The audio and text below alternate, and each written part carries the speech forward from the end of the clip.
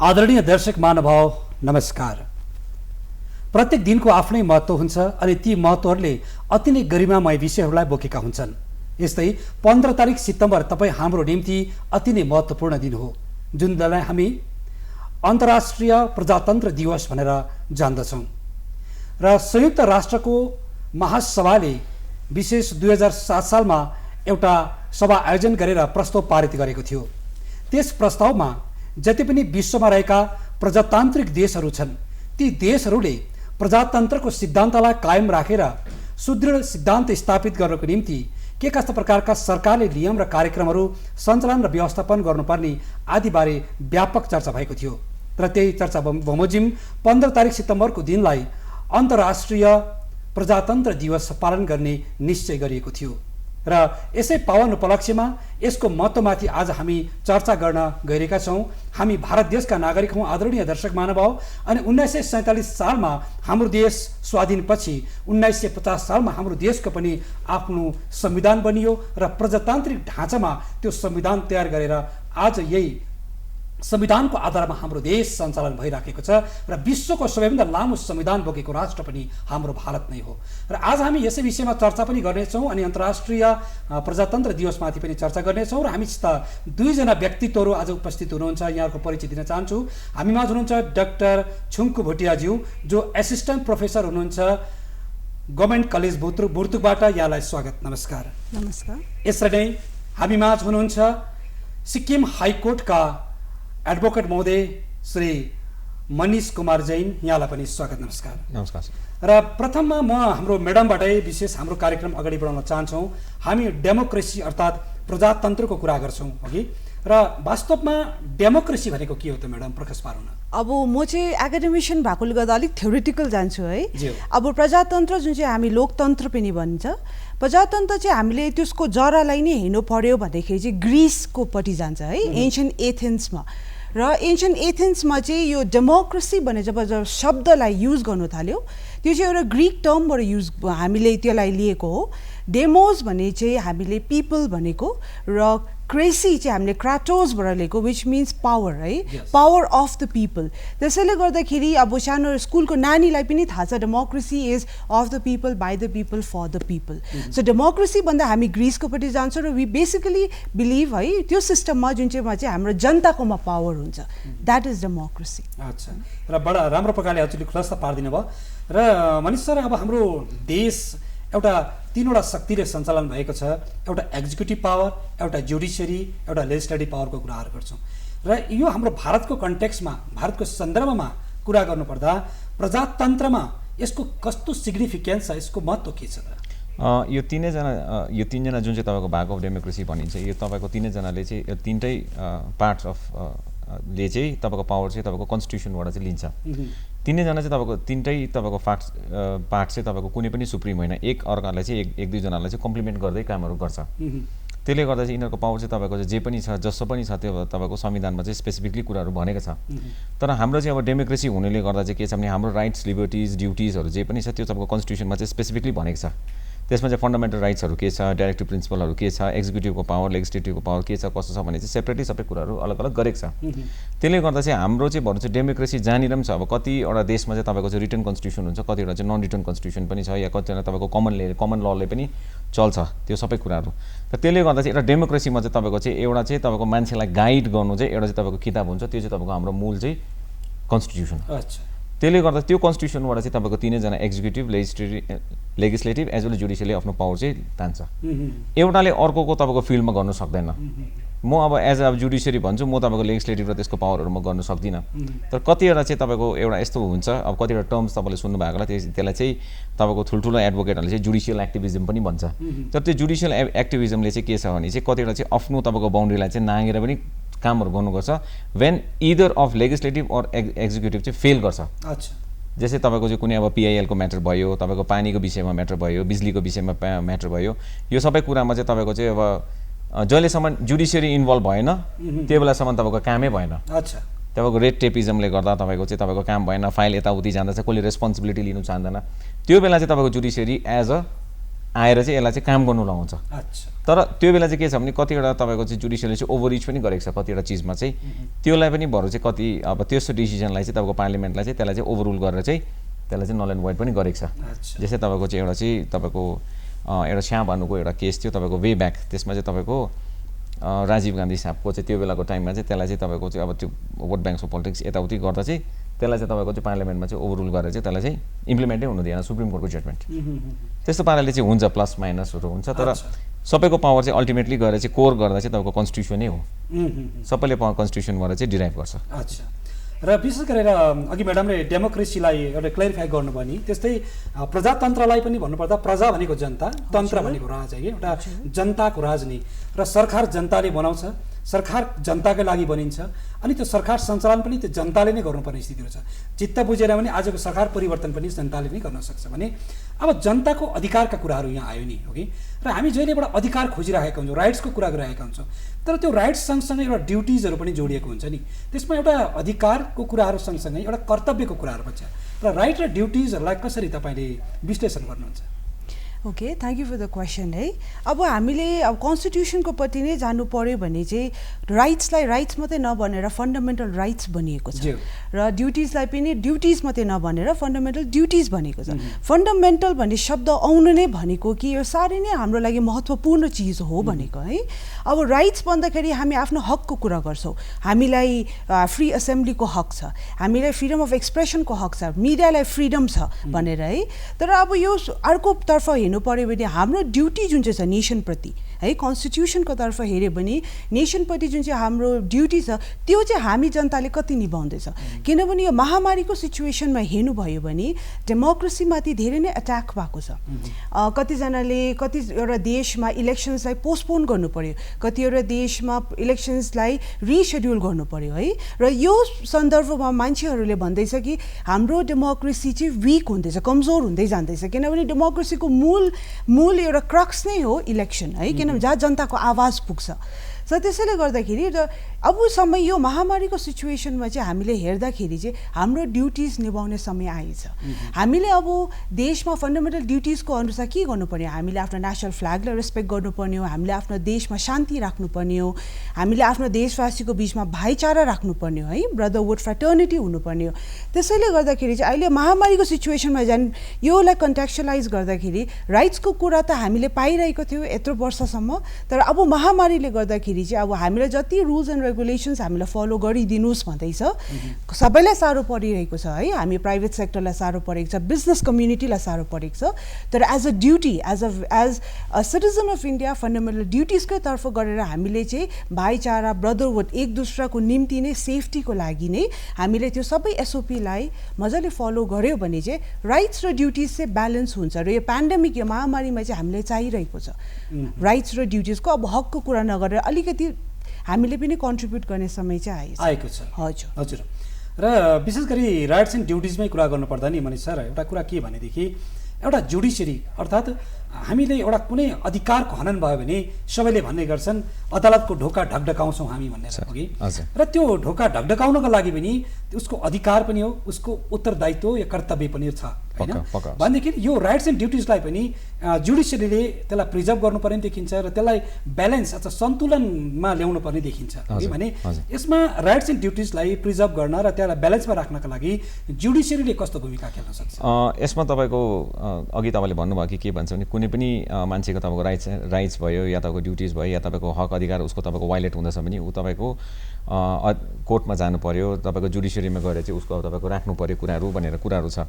त्यसले गर्दा चाहिँ हाम्रो चाहिँ के छ भने चाहिँ राइट फ्रम द इन्डिपेन्डेन्स, जस्तै तपाईँको 47देखि यतापट्टि इन्डिपेन्डेन्स जुन बेला हामीले रिटर्न कन्स्टिट्युसनलाई पनि तपाईँको एक्सेप्ट गरेको छ, त्यो बेला चाहिँ अरू सबैभन्दा भने चाहिँ जुडिसियरीको माथि चाहिँ पुरा फेद छ मान्छेलाई चाहिँ। तपाईँको कुनै पनि मान्छेले भरोसा 3जना 2जना झगडा परेको छ अरे जग्गा जमिनको, लु म तँलाई कोर्टमा हेर्छु भन्दा चाहिँ आधीभन्दा बेसी त कम्प्रोमाइज तिनै हुने चान्सेस बेसी हुन्छ, किनभने चाहिँ उनीहरूलाई याद छ कोर्टमा गयो भने चाहिँ फेयर हुन्छ, कोर्टमा गयो भने चाहिँ फेयर हुन्छ, कोर्टमा गएर चाहिँ मैले अब कुराहरू गरेर मैले मेरो कुरा राखेँ भने चाहिँ कोर्टमा मेरो कुरा सुनिदिन्छ, र कोर्टको भनेको कुरा चाहिँ उहाँले अब जुन बेलामा मान्छ म पनि बाध्यता छु र त्यो मान्छे पनि बाध्यता छ।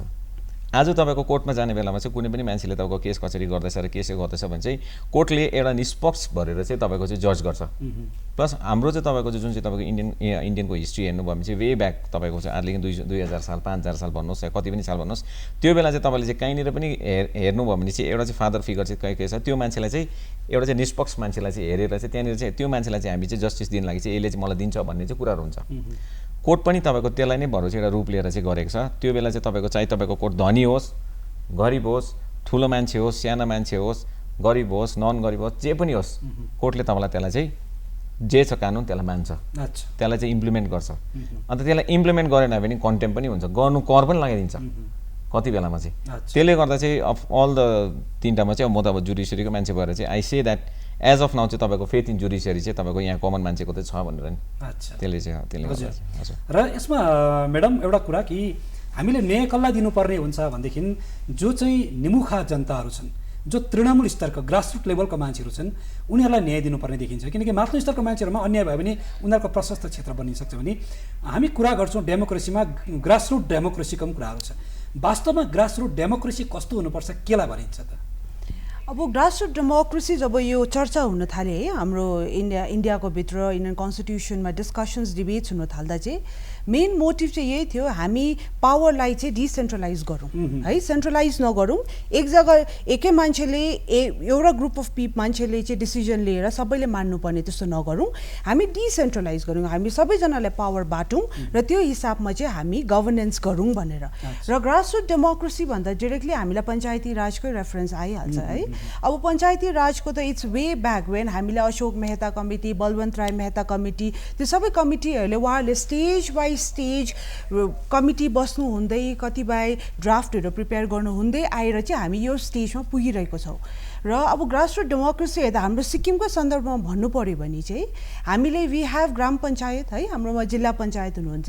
र ग्रासरुट डेमोक्रेसीको इम्पोर्टेन्सले गर्दाखेरि आज तपाईँले राम्रो हेर्नुभयो भने लाइन डिपार्टमेन्ट्स जति छ त्यो डिपार्टमेन्ट्सको भित्र पनि धेरै कमिटिज बनिएको छ, धेरै कमिटिजमा पञ्चायतहरूलाई एक्स अफिसियो मेम्बर बनाएको छ, सो द्याट हाम्रो बुढोपाखादेखि लिएर आजकल त अब एडुकेसन जातै कर्नरमा पुगिरहेको छ है, रुरल एरियासमा पुगेकै छ। त्यसैले गर्दा पढेको नानीहरू पनि छ, नपढ्नु भएको हाम्रो बुढोपाखा पनि हुनुहुन्छ र उहाँहरूलाई पनि चित्त बुझोस् भनेर सरकारले चाहिँ तपाईँहरूको गाउँको लागि यो स्किम ल्याएको छ र हामी यो कुन प्रकारले काम गर्नुपर्ने र काम भइसकेर तपाईँहरूलाई ठिक लाग्यो कि लागेन भने ग्राम सभाहरू पनि राखिन्छ। र ग्रासरुट डेमोक्रेसीले गर्दा जनताको मनमा एउटा चित्त नदुखोस् भनेर हो र यस्तो चाहिँ नहोस् हामी सानो हामी तलको जराको मान्छेलाई केही थाहै छैन भनेर। किनभने डेमोक्रेसीको लोकतन्त्रको कुरा गर्दा प्रजातन्त्रको कुरा गर्दाखेरि जबसम्म जरा चाहिँ हाम्रो दह्रो छ त्यतिकै हाँगा फुल पनि दह्रो हुँदै जान्छ। र त्यसैले गर्दा त्यो जरालाई नै दह्रो पराउन लागि चाहिँ हामी ग्रासरुट पञ्चायतले आजकल त धेरै राइट्स पनि दिएको छ। कतिवटा कुरामा उहाँहरूले डिसिजन लिनु सक्छ, कतिवटा सर्टिफिकेट्स डिसीको लेभलबाट पर्दैन, आजकल सबै पञ्चायतको लेभलबाट इस्यु हुन्छ। त्यो चाहिँ किनभने जरा दह्रो छ भने चाहिँ हामी डेमोक्रेसी त हाम्रो डेमोक्रेसी दह्रो हुँदै जान्छ भनेर त्यो कन्सेप्ट थियो। र ग्रासरुट डेमोक्रेसी त हामीलाई चाहिन्छ। त्यसैले गर्दा पञ्चायती राजको हामीले यहाँ पार्लियामेन्ट्री लेभलमा होस्, स्टेटको लेजिस्लेटिभ लेभलमा होस्, हाम्रो डिसिजन मेकिङमा पञ्चायती राजको भोइस जब आउँछ त्यति बेला जनतालाई एउटा आशा हुन्छ, ए हाम्रो आवाज पनि त्यहाँ पुग्दै रहेछ है भनेर। त्यसले गर्दा ग्रासरुट डेमोक्रेसी चाहिँ त्यो प्रकारले हेर्नु सकिन्छ हामीले। अच्छा, एउटा हाम्रो राष्ट्र समृद्ध राष्ट्र निर्माण गर्नको लागि हाम्रा जन्मिएका बालबच्चाहरूको नानीहरूको सुरक्षा गर्नु नितान्त आवश्यकता छ। साथसाथै एउटा महिलाको एउटा नारीको हाम्रो देशले सुरक्षा गरेन भने त्यो देशले विकासै गर्न सक्दैन। किनकि एउटा जब घरमा एउटा नारी शिक्षित हुन्छ भने त्यो परिवार शिक्षित हुन्छ भनिएको छ हो कि। र एउटा कमन सिटिजनको कुरा गर्नुपर्दा हामीले विशेष नानीहरू र नारीहरूको निम्ति केही हितकारी प्रावधानहरू राख्नु नितान्त आवश्यक देखिन्छ। यस्ता केही प्रावधान छ हाम्रो भारतमा? यस्तो अब त्यो तपाईँले जुडिसियरीको पट्टि हेर्नुभयो भने चाहिँ अहिले तपाईँको रिसेन्टली तपाईँको लास्ट 15 इयर्स या 10 इयर्समा हेर्नुभयो भने चाहिँ तपाईँको यति बेसी कानुन तपाईँको इम्प्लिमेन्टहरू भएको छ। त्यसमा चाहिँ तपाईँको या तपाईँको पोक्सो एक्ट हेर्नुहोस्, या तपाईँको फास्ट ट्र्याकमा चाहिँ हेर्नुहोस्, या तपाईँको जुन चाहिँ तपाईँको रेपको सेक्सन छ त्यसलाई चाहिँ तपाईँको चाहिँ क्रिमिनलाइजेसन गरेर चाहिँ अझै पनि सेक्सनहरू बनाएको छ। फास्ट ट्र्याक कोर्टको सँगसँगै चाहिँ तपाईँको चाहिँ डोमेस्टिक भाइलेन्सको तपाईँको त्यो पनि हेर्नुहोस्, मेन्टेनेन्सको कोर्टतिर हेर्नुहोस्। त्यसले गर्दा चाहिँ आजको टाइममा चाहिँ जुन चाहिँ 20 इयर्स 30 इयर्स ब्याकको तपाईँको इस्युजहरू थियो त्यो अहिले चाहिँ तपाईँको आजको नारी भयो अझै पनि एम्पावर छ। उहाँले फेरि अझै एउटा मजाको कुरा के छ भने चाहिँ मल्टिपल फोरमसम्म उहाँले एकैतालमा गर्नु सक्नुहुन्छ कि जरुरी छैन उहाँले चाहिँ बरु डोमेस्टिक भाइलेन्स गरिबस्यो लु अब यो कहिले डिसिजन आउँछ भने पर्खिनु पर्दैन उहाँले डोमेस्टिक भाइलेन्स पनि गर्दा भयो मेन्टेनेन्स पनि गर्दा भयो चाइल्ड कस्टडी पनि गर्दा भयो मल्टिपल फोरम्स साइमेल्टेनियसली त्यसले गर्दा चाहिँ अब एम्पावर तपाईँको चाहिँ सोसाइटीको हिसाबले पनि हुँदैछ अब यसमा चाहिँ भएर चाहिँ मैले भन्दा चाहिँ अलिकति म पनि कता कता चाहिँ जेन्डर भाइस लाग्छ होला कि तर नारीहरूलाई चाहिँ जति पावर छ कोही कोही बेला चाहिँ अब हामीलाई पनि भएर टेन्सन हुन्छ उतापट्टिबाट भएर चाहिँ त्यस्तै एडभोकेटहरू आयो भने चाहिँ हामीलाई पनि टेन्सनै हुन्छ तर अब जेन्ट्सहरूको केस गर्दा चाहिँ के हुन्छ भने चाहिँ उसकोमा चाहिँ तपाईँको त्यो फ्लेक्सिबिलिटी चाहिँ हुँदैन त्यसले गर्दा चाहिँ कानुन चाहिँ तपाईँको यति साह्रो राम्रो पाराले इम्प्लिमेन्ट हुँदैछ ग्रास रुट लेभलमा कोर्टमा जसरी उहाँले भन्नुभयो पञ्चायतको रिपोर्टमा तपाईँको केस रेजिस्ट्रेसन हुँदैछ पञ्चायतले तपाईँले चाहिँ जुन हिसाबले उहाँले चाहिँ एक दुईवटा इक्जाम्पलहरू दिनुभयो त्यो चाहिँ साँच्चै नै काम पनि हुँदैछ तर पञ्चायतले तपाईँको रिपोर्ट दिँदा केस रेजिस्ट्रेसन भएर चाहिँ तपाईँको त्यो जुन चाहिँ मान्छे छ त्यसलाई तपाईँको चाहिँ एकदम कडाभन्दा कडा सजाय पनि हुँदैछ तपाईँले चाहिँ लास्ट 5 इयर्स या 6 इयर्सको पनि तपाईँले डाटा हेर्नुभयो भने चाहिँ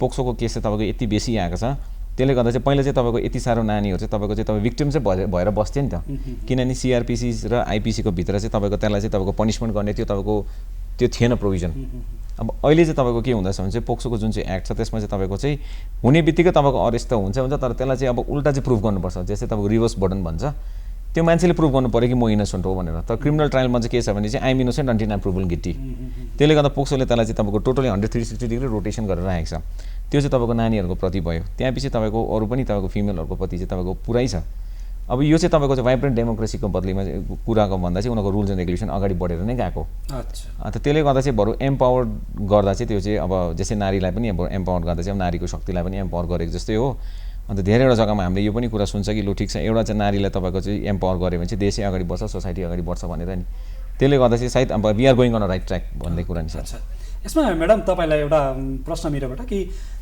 present as the age of women empowerment भन्छ आजको युग नारी सशक्तिकरणको युग हो साँच्चै प्रमाण तपाईँहरू हुनुहुन्छ तपाईँ शिक्षित बन्नुभयो आज एउटा एसिस्टेन्ट प्रोफेसर बन्नुभयो तर यस्ता नारीहरू पनि छन् जस्ता आमाहरू पनि जो आज पनि निरक्षर छन् हो कि भनेदेखि हाम्रो संविधानले ती नारीहरूलाई सशक्त बनाउनका लागि र ती नारीहरूलाई हरेक प्रकारको सुरक्षा दिनको लागि कस्ता प्रावधानहरू राखेको तपाईँले पाउनुहुन्छ अब वुमन एम्पावरमेन्टको कुरा गर्दा अब लिटरेसी रेट बढ्दै गरेको देखिँदा डिफ्रेन्ट प्रोफेसन्समा वुमेन ज्यादा आएको देखिँदा चाहिँ वुमेन एम्पावरमेन्ट हो जस्तै लागिन्छ है तर एउटा उखान पनि रहेछ है हामीले सोसाइटीमा वुमेन एम्पावरमेन्टको कुरा त गऱ्यौँ वुमेनलाई एम्पावरमेन्ट गर्नुपर्छ एम्पावर गर्नुपर्छ भन्ने कुरा आयो तर मेनहरूलाई त्यो वुमेन एम्पावर्ड वुमेनहरूसँग चाहिँ कसरी बस्नुपर्ने त्यो चाहिँ हामीले सिकाएको छैन रहेछौँ किनभने अझै पनि हामीलाई वुमेन एम्पावरमेन्ट यस्तो हुन्छ मिटिङमा अझै पनि हामीले बोल्दा दसैँपल्ट सोच्नुपर्छ है ज्यादा बोली पठायो भने ज्यादा बोल्दो रहेछ बाठी रहेछ त्यस्तो भनिन्छ है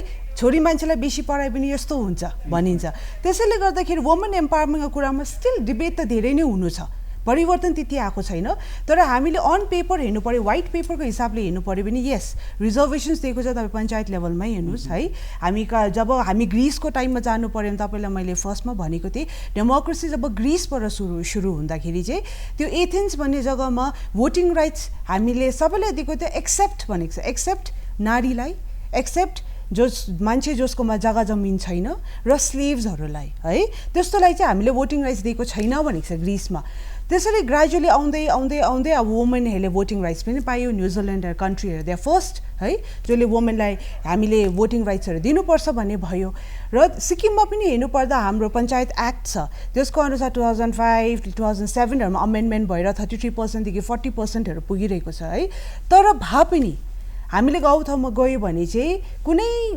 वुमेनलाई इलेक्सन पञ्चायतको लागि या कुनै लिडरसिप रोलको लागि चाहिँ उहाँहरूलाई सम्झाएर बुझाएर मात्रै उहाँलाई एन्करेज गर्नुपर्ने रहेछ हतपतै चाहिँ अगाडि आउनु पर्यो यस म गर्छु चाहिँ भन्नु सक्नु हुँदैन रहेछ आजकल सोसाइटी यस्तो भएको छ हामी रिजर्भेसनको कुरा गर्छौँ हामीले नारीलाई यत्रो फ्रिडम दिएको छोरीलाई फ्रिडम दिएको भन्छ तर भए पनि यस्तो सिचुएसन छ कि गाडी कुदाउँदा पनि तपाईँ हेर्नुहोस् कि ट्राफिक जाम भयो भने पछाडिको ड्राइभर्सहरू म तपाईँलाई एउटा एकाडेमिसियन भएकोले गर्दाखेरि म चाहिँ एउटा ग्रास रुटदेखि लिएर टुप्पासम्म कन्सेप्ट म त्यसरी बुझाउँदै आउने मान्छे हो कि त्यसले गर्दा तपाईँलाई भनेको अब यस्तो हुँदैछ सोचाइ चाहिँ पक्कै नै केटी ड्राइभर होला त्यसैले गर्दाखेरि गाडी जाम भयो केटीहरूले किन चाहिँ गाडी कुदाउनु परेको बुझ्नुभयो वुमेन एम्पावरमेन्ट त हामीले भन्दैछौँ, तर मेनले कतिसम्म एक्सेप्ट गर्दैछ त हामीलाई एम्पावर्ड वुमेन चाहिन्छ सोसाइटीमा भनेर, त्यो चाहिँ हाम्रो प्रब्लम छ। त्यो चाहिँ हामीले डिस्कसन धेरै लामो हुनेछ गरे भने। भन्नुपर्दा अझै पनि नारीहरू सशक्त हुन कोसिस गर्दा पनि सशक्त हुन पाइरहेका छैनन्, हो कि? बडा राम्रो हजुरले कुरा गर्नुभयो।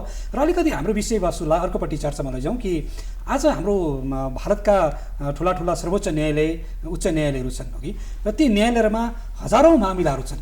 ती मामिलाहरू सही समयमा त्यसको सुनवाई हुन सकिरहेको छैन र सबै चाहन्छन् झट्टै यस्ता सुनवाईहरू हुन सकोस्, फास्ट ट्र्याक कोर्टमा यस्ता फैसला हुन सकोस् भन्ने कुराहरू छ कि सबैलाई न्याय चाहिएको छ अनि छिटो पनि चाहिएको छ। र यो संविधानको आधारमा यसका व्यवस्थापनहरूको प्रावधान कस्तो छ त? यसमा तपाईँले अब जुन चाहिँ अहिले तपाईँको फास्ट ट्र्याक कोर्टको कुराहरू गर्नुभयो, त्यो तपाईँको स्पेसिफिक कोर्ट्सको अन्डरमा, तपाईँको एक्टको अन्डरमा तपाईँको हुन्छ। जस्तै तपाईँको चाहिँ पोक्सो एक्टको अन्डरमा चाहिँ तपाईँको पोक्सोकै केसेसहरू मात्रै सुनिन्छ। त्यो जजलाई चाहिँ त्यो एक्टको हिसाबमा चाहिँ त्यसलाई एम्पावर गरेको हुन्छ, त्यसले गर्दा त्यसलाई फास्ट ट्र्याक कोर्टपट्टि लान्छ। सिमिलरली तपाईँको चाहिँ के छ भने चाहिँ रेपको भिक्टिम भयो, तपाईँको चाहिँ मोलेस्टेसनको भिक्टिम्सहरू भयो, त्यसलाई चाहिँ तपाईँको चाहिँ त्यो के भन्छ फास्ट ट्र्याक कोर्ट भन्ने स्पेसिफिकली गर्छ। तपाईँको चाहिँ कोर्टमा चाहिँ के हुन्छ भने चाहिँ 2 या 3 टाइपको मामला हुन्छ। फर्स्टमा चाहिँ के छ भने एउटा रेगुलर मामलाहरू हुन्छ, जसमा तपाईँको जग्गा जमिनको केसहरू भयो, त्यसमा तपाईँको it will go on for years, किनभने विटनेस पनि बेसी हुन्छ, डकुमेन्टेसन प्रोसिडिङ्सहरू बेसी हुन्छ। तर क्रिमिनल ट्रायल चाहिँ तपाईँको अरू हेर्दा भने चाहिँ यो फास्ट ट्र्याक कोर्टले चाहिँ तपाईँको चाहिँ पुरै छिट्टो गरेर चाहिँ गर्छ। फास्ट ट्र्याक कोर्टले चाहिँ तपाईँको चाहिँ मिनिमम अहिले यहाँ तपाईँको चाहिँ डिस्पोजल रेट तपाईँको सिक्किमको चाहिँ तपाईँको it's well above average, national एभरेजमा पनि वेल छ। अन्त यो रिसेन्टको पेन्डेमिकमा पनि तपाईँको मार्चसम्म मात्रै तपाईँको बन्द भयो, जो चाहिँ मार्चमा तपाईँको 1-1.5 महिना बन्द भएको थियो, त्यति मात्रै थियो। अहिले पनि तपाईँको अनलाइनमा हाम्रो केसेसहरू हुँदैछ, सबै हाम्रो अनलाइनमा केस हुन्छ, फाइलिङ पनि हाम्रो अनलाइनमा हुँदैछ, हियरिङ पनि हुँदैछ, डिबेट्स पनि हुँदैछ, अर्डर्स पनि इम्प्लिमेन्टहरू हुँदैछ। अन्त त्यसले गर्दा चाहिँ बरु चाहिँ कुनै लेभलदेखि चाहिँ बरु चाहिँ त्यसै स्पेसिफिक पाराले चाहिँ अहिले चाहिँ बरु इन द डिजिटल एजमा चाहिँ त्यो डिले हुनु चाहिँ दिएको छैन धेरैवटा मामलालाई।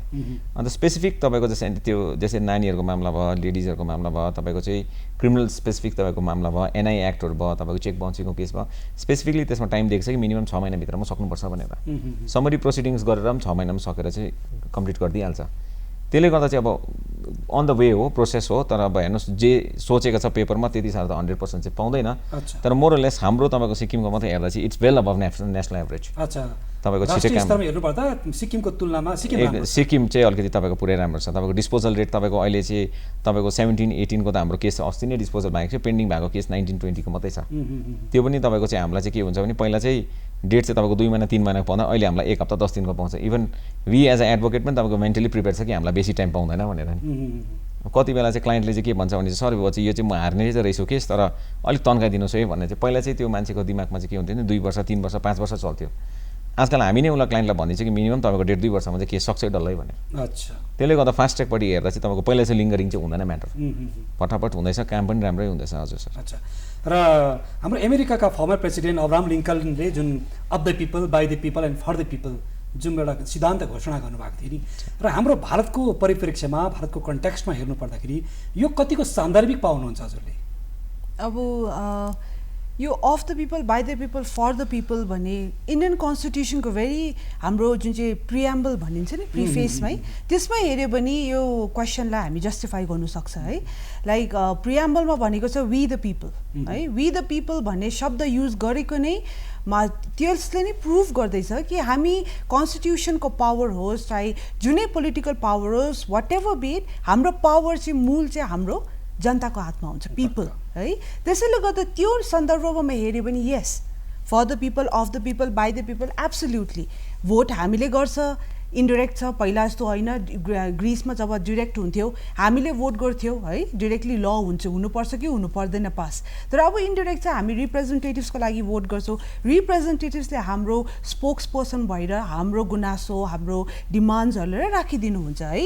त्यो हिसाबमा हेऱ्यो इलेक्सन्स हुँदैछ, जेनरल इलेक्सन्स है, फ्री एन्ड फेयर इलेक्सन्स भनेर नै हामी हुँदैछ, सिक्रेट ब्यालेट सिस्टमहरू हुँदैछ, जहाँ जनताले चाहिँ आफ्नो एउटा इन्डिपेन्डेन्ट भोइस राख्नु चाहिँ हामीलाई एउटा सेक्युरिटी दिएको छ है। त्यो सबै हेऱ्यो भने yes, by the people, of the people, for the people, everything in principle छ। अब प्र्याक्टिसमा कति छ त्यो चाहिँ अलिकति अब क्रिटिकल असेसमेन्ट कतिवटा अब हाम्रो फिलोसफर्स कतिवटा पोलिटिकल साइन्टिस्टहरूले गर्नुभएकै छ है, म त्यति लामो तन्काउँदिनँ। तर अब क्रिटिकल असेसमेन्ट पनि अब डेमोक्रेसीको एउटा पार्टै हो। जबसम्म हामीले क्रिटिकली एनालाइज गर्नु सक्दैन आफ्नो सिस्टमलाई, त्यति हामीले आफ्नोमा इम्प्रुभमेन्ट र प्रोग्रेस ल्याउनै सक्दैन। त्यसैले गर्दा एरिस्टोटलले त्यो जमानामा पनि कन्स्टिट्युसनलाई हामीले कम्पेयर गर्नुपर्छ। एरिस्टोटलले डेमोक्रेसी त एउटा पर्भर्टेड फर्म अफ कन्स्टिट्युसन भनेको छ, ब्याड कन्स्टिट्युसन भन्नुभएको छ है त्यो टाइममा। तर उहाँले भन्नुभएको छ तर कन्स्टिट्युसनसँग चाहिँ डेमोक्रेसीसँग चाहिँ हामीले पोलिटीलाई मिक्स गऱ्यो भने चाहिँ एउटा दामी फर्म अफ गभर्नेन्स निक्लिन्छ भन्नुभएको थियो, पर्फेक्ट फर्म अफ एउटा कन्स्टिट्युसन निक्लिन्छ भन्नुभएको थियो। र त्यसरी नै इम्प्रुभमेन्टको लागि क्रिटिकल एनालिसिस त भइरहेको छ र हुनु पनि पर्छ। त्यसैले गर्दा हाम्रो यो पेन्डेमिकले गर्दा हो नभए त कुनै लजको अगेन्स्ट कुनै पोलिसीको अगेन्स्ट हाम्रो डेमोक्रेसीले हामीलाई फ्रिडम दिएको छ, फ्रिडम अफ एक्सप्रेसन। हामी स्ट्रिट्समा हामीले प्रोटेस्ट गर्नु सकिन्छ है, हामीले त्यो प्रकारले पिसफुल डेमोन्स्ट्रेसन गर्नु सकिन्छ। सो त्यो हिसाबमा हेऱ्यो भने चाहिँ हामीलाई आवाज उठाउने एउटा हक दिएको कारणले गर्दाखेरि चाहिँ यस, अब्राहम लिङ्कनले भन्नुभएको डेमोक्रेसीको यो जुन चाहिँ डेफिनेसन छ त्यो चाहिँ इन्डियाको लागि चाहिँ रेलेभेन्टै रहेछ। हजुर हजुर। र हामी कार्यक्रमको अन्तिम चरणमा आउँदैछौँ। मनिष सरलाई यो अन्तिम प्रश्न गर्न चाहन्छु कि हामी एउटा गणतान्त्रिक देश भारतका नागरिक हौँ, हो कि? र यो विशाल देश भारतमा विशाल जनसङ्ख्या कसको छ भन्दा युवाहरूको छ, हो कि? र ती युवाहरू आज धेरै शिक्षित छन् तर बेरोजगार पनि छन्। अधिकांश युवाहरू गरिबी पनि छ, हो कि? र कृषि क्षेत्रमा कतिजना आत्मनिर्भर भएर बस्नु परेको छ र सेल्फ रिलायन्सको विषयवस्तुलाई पनि यहाँ उठान गर्नुपर्नेछ भनेदेखि तपाईँले आउँदो भारतको स्थितिलाई कतिको कठिन देख्नु भएको छ या कतिको सहज देख्नुहुन्छ त? यो तपाईँको जुन चाहिँ अब म्याडमले अघि त्यो पेन्डेमिकको कुरा भन्दा भए पनि चाहिँ म तपाईँलाई चाहिँ के भन्नु चाहन्छु भने यो तपाईँको चाहिँ एउटा ब्लेसिङ इन डिस्गाइज हो हाम्रो लागि पेन्डेमिक भनेको चाहिँ। धेरैवटा चिजमा चाहिँ के छ भने चाहिँ हामी यति बेसी डिपेन्डेन्ट थियो बाहिरको फरेन पावर्सको माथि चाहिँ कि हामीले आफ्नो सानो सानो एप्लिकेसन्सहरू हेर्नुहोस्, तपाईँको मोबाइलको एप्लिकेसन्स हामीले सबै तपाईँको चाइनिजको, फरेनको, युएसको हामी चलाउनु हुँदै थियो। तर अहिले तपाईँको रिसेन्टली तपाईँको चाहिँ बरु चाहिँ सेन्ट्रल गभर्मेन्टले कतिवटा तपाईँको चाहिँ एप्लिकेसनहरू पनि ब्यान गर्यो र तपाईँको चाहिँ युवाहरूलाई चाहिँ एउटा ओपन च्यालेन्ज दियो, लु तपाईँले एप्लिकेसन बनाउनुहोस्, bring it, will give it a challenge भनेर। एउटा चाहिँ त्यो भएको छ फर्स्टमा। सेकेन्डमा के छ भने चाहिँ तपाईँले चाहिँ बरु चाहिँ इन्डियन गभर्मेन्टको हेर्नुहोस् कि तपाईँले चाहिँ धेरैवटा सेक्टरमा चाहिँ उसले तपाईँको बुस्टिङको कुरा गर्दैछ। त्यो बुस्टिङ कति चाहिँ तपाईँको तलसम्म जान्छ, it's a matter of concern. अब त्यो अगाडिसम्म हामीले कुराहरू गर्छ। तर अब तपाईँको एमएसएमई सेक्टरमा हेर्नुहोस्, फार्माको सेक्टरमा हेर्नुहोस्, लको सेक्टरमा हेर्नुहोस्, आर्किटेक्चरको सेक्टरमा हेर्नुहोस्, धेरैवटा जग्गामा चाहिँ स्किलको सेक्टरमा हेर्नुहोस्, सबै जग्गामा चाहिँ तपाईँको चाहिँ एम्पावर गर्नु ट्राई गर्दैछ। त्यसले गर्दा चाहिँ हाम्रो जुन अहिले अब पेन्डेमिक छ त्यो पेन्डेमिकले चाहिँ के छ भने चाहिँ इन्डियाको चाहिँ तपाईँको चाहिँ I as a personally see that it is going to be a very very beneficial. फ्युचरमा चाहिँ तपाईँको हाम्रो यो चाहिँ अझै पनि अगाडि भएर आउँछ। तपाईँको एउटा चाहिँ तपाईँको उखान पनि छ, अघि म्याडमले म एड गर्दै आइएम सो सरी, तर एड गर्दा चाहिँ के छ भने चाहिँ कुनै पनि तपाईँको सुनलाई तपाईँको चाहिँ त्यो क्वालिटीमा पुर्याउनु छ भने त्यसलाई चाहिँ एकदम तताएर नै तपाईँको सुन गाल्नै पर्छ। सुनलाई जहिलेसम्म तपाईँलाई तताउन त्यसको तपाईँको चाहिँ चाम आउँदैन। अब यो चाहिँ हाम्रो चाहिँ एउटा चाहिँ तपाईँको अपर्च्युनिटी हो युथहरूको माथि चाहिँ। They should get themself empowered र एम्पावर्ड भएर चाहिँ अगाडिको सोसाइटीलाई पनि एम्पावर गर्नु सक्नु पर्यो।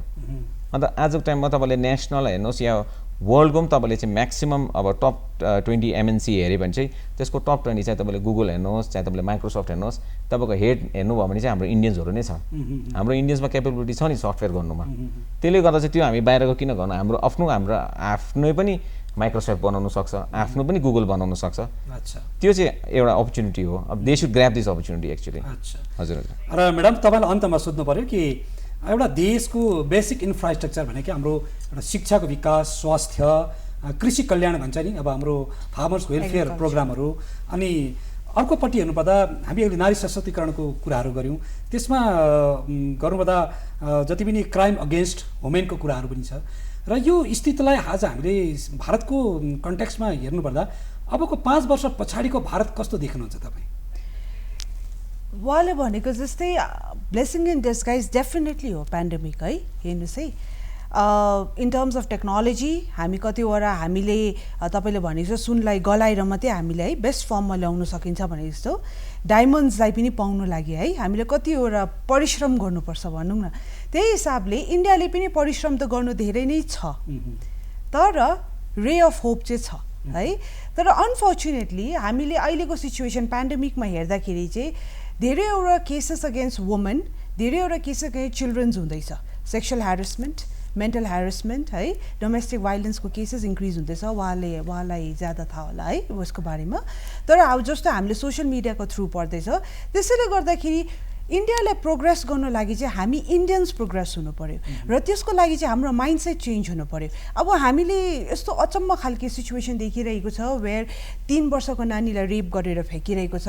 हिजो बेलुकाको न्युजै हेर्नुहोस् है, अब अप्ठ्यारो खालको न्युज हो, तर अब यस्तो एउटा फोरमको थ्रु हामीले भन्नु पायो भने राम्रो हो कि एउटा कुकुरको पनि रेप भएको छ है र बच्चाको रेप भएको छ। अब त्यो प्रकारको यस्तो हेर्दाखेरि चाहिँ आर वी रियली प्रोग्रेसिङ भन्ने हुँदो रहेछ। किनभने हामीले आफ्नो लेभलमा कतिवटा सरकारले नगरेको होइन, सरकारले यो पेन्डेमिकको सिचुएसनमा मेन्टल क्राइसिस पनि हुन्छ भनेर चाहिँ उहाँहरूले डिफ्रेन्ट च्यानल्सको थ्रु, मिडियाको थ्रु कतिवटा काउन्सिलिङ दिनुहुँदै थियो है, कतिवटा अब योगा टिचर्स इन्स्ट्रक्टर्सहरूलाई अनलाइन आइदिनु हुँदै थियो, फ्री क्लासेस गरिदिनु हुँदै थियो। हामीलाई हेल्थको लागि हामीलाई कुन प्रकारले हामीले आफ्नो इम्युनिटी बुस्ट गर्नुपर्ने, मेन्टल हेल्थ बुस्ट गर्नुपर्ने, त्यो सबै आइरहेको छ। तर हामीले इकोनोमिक डेभलपमेन्ट मात्रै हेऱ्यो प्रोग्रेसको मानेमा भन्यो भने चाहिँ बादमा हेर्नुहोस् यो अर्ग्यानिक सेक्टरहरू चाहिँ ले गर्दाखेरि हामी सर्भाइभ गर्छौँ, हामी सर्भाइभ पनि गर्छ, हामी प्रोग्रेस पनि गर्छौँ। पब्जी डिलिट भयो, अर्कै एउटा एप आउँदैछ है, हामीलाई थाहा छ। कति त्यो प्रकारले हाम्रो प्रोग्रेस इकोनोमीपट्टि चाहिँ कसैले रोक्नु सकिँदैन। तर हाम्रो आफ्नो इन्डिभिजुअल लेभलमा हेर्दा हामी सोसियली कल्चरली चाहिँ हामी कतिको प्रोग्रेस गर्दैछौँ 5 इयर्समा। सो त्यसैले गर्दा मैले भनेको वुमेन एम्पावरमेन्टको इस्यु होस्, चाहे चिल्ड्रेनको बारेमा होस्, प्रोटेक्सनको बारेमा होस्, चाहे पोक्सो एक्ट होस्, एनिथिङ, एज लङ एज मान्छेहरूको माइन्डसेट चेन्ज हुँदैन, ओपिनियन चेन्ज हुँदैन, प्रोग्रेस चाहिँ अलिक चाहिँ हामीलाई गाह्रो नै पर्छ। किनभने प्रोग्रेस हुनु लागि, कुनै देशलाई प्रोग्रेस हुनु लागि चारै चक्का बराबर हिँड्नु पर्नेछ है। सरकारले मात्रै खटिरहेको इकोनोमिक डेभलपमेन्टलाई मात्रै अघि बढाएर हामी जनताले चाहिँ त्यो प्रति हाम्रो आफ्नो ड्युटिज जुन चाहिँ तपाईँले सुरु गर्नुभयो, हाम्रो ड्युटिज जुन चाहिँ छ हाम्रो नेसनप्रति, हामीले त्यो चाहिँ प्रपरली हामीले एज अ सिटिजन हामीले त्यो कन्ट्रिब्युट गर्नु सकेन भने चाहिँ प्रोग्रेस चाहिँ गाह्रो छ, तर इम्पोसिबल छैन। इन्डिया इज अलवेज साइनिङ है, and we will always shine, त्यो त छ। बडा राम्रो चर्चाको बहस गर्दा गर्दै हाम्रो निर्धारित समय पुरा भएको छ। आदरणीय दर्शक महानुभाव, हामी देशका नागरिक हौँ, त्यो देश हाम्रो हो। जुन देशले लागेको ऋणबाट उऋण हुने साधन एउटै मात्र छ, त्यो हो देशप्रेम, देशभक्ति। र देशप्रेम र देशभक्ति त्यसलाई भन्छ जस्तै देशको निम्ति हामीले सम्पूर्ण कामहरू गर्न सक्नुपर्छ। एउटा आफ्नो जीवन बलिदान दिएर हामीलाई स्वाधीन भारत हाम्रो देशमा थमाएका छन् हाम्रा देशभक्तहरूले, र उहाँले दिनुभएको बलिदानलाई हामीले कदर गर्नुपर्छ। अनि आज विश्वव्यापी रूपमा जुन प्रजातन्त्र दिवस पालन गरिँदैछ र प्रजातन्त्र पाउनु नै हाम्रो सबैभन्दा ठुलो हक अधिकार हो भने त्यो प्रजातन्त्रलाई सही रूपमा सफलीभूत गराउनका लागि प्रत्येक नागरिकले निर्वाह गर्नुपर्ने जो सकारात्मक भूमिका हुन्छ त्यो भूमिका तपाईँले निर्वाह गरिदिने हामी आग्रह गर्दै हाम्रो कार्यक्रम यही विसर्जन गर्दछौँ। र हजुरहरू आइदिनु भयो आज स्टुडियोमा र मूलभूत विषयमा चर्चा गर्न पाइयो, र भविष्यमा पनि यसरी नै भेटघाट गरौँ। नमस्कार। नमस्कार, थ्याङ्क यू।